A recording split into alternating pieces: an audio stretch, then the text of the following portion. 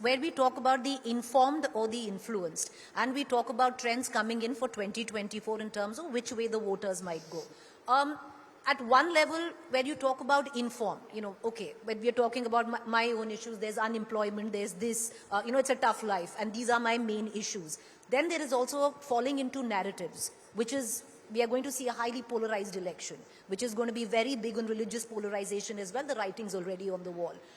Do you see what he's talking about, a gender split there? Is that what we're talking about, the gender split? So I think that, of course, I agree to what Nikhil sir has to say.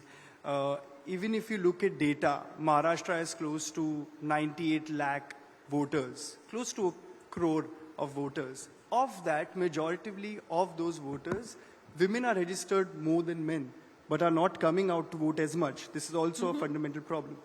Second, going on to the influencers issue of getting influence, the influencers are becoming the actors are then becoming the politicians, and they are overall having this nexus wherein they're influencing a lot of people. But let me assure you with this, that the young mind is very revolutionary. They think differently, they walk differently, they will hear what you have to say, but still go out to vote in a very, very different way. You can't buy a young person's vote, at least in today's time. That's what I believe in.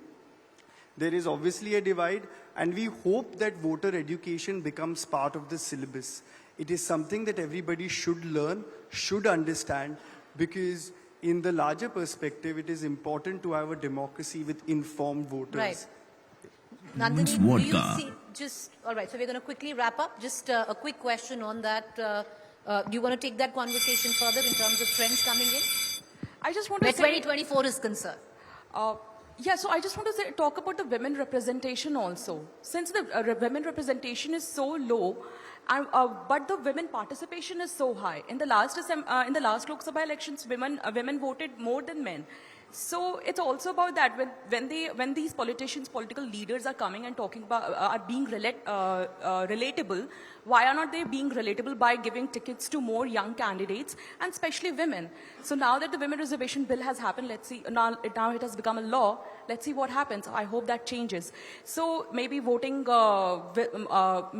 behavior will change also eventually when the more women candidates will. No, we don't know when that's going to happen, because yes, what we can I add one point to what Chaitanya said? Yes, quickly. I think that while Chaitanya also said, I think young people can see through some of the bullshit that comes across to them, because ultimately you are seeing the bullshit that we're talking about. No, ultimately we talk the bullshit that a lot of people try to influence them with.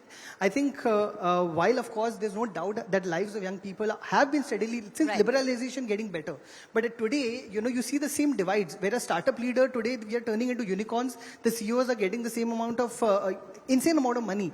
Gig workers today are still fighting for labors and still trying to, and they're also young. The same 19-year-old Zepto person is getting a crazy amount of unicorn money. At the same time, unfortunately, the gig worker who works for him is still struggling to put money on the table. So the divides of rich and poor are still very much the same. And if you're not going to if you're going to look at youth as a monolith, and you're only going to look at the people who have the money, we're going to have a problem. It's an intersectional lens. You've got to look at it at that. Appreciate all three of you for joining us. Thank you. We do know that the vote of the youth is important. Let's hopefully, see that materialize in terms of participation, both in politics and voting. Thank you. Thank you for joining us. Thanks.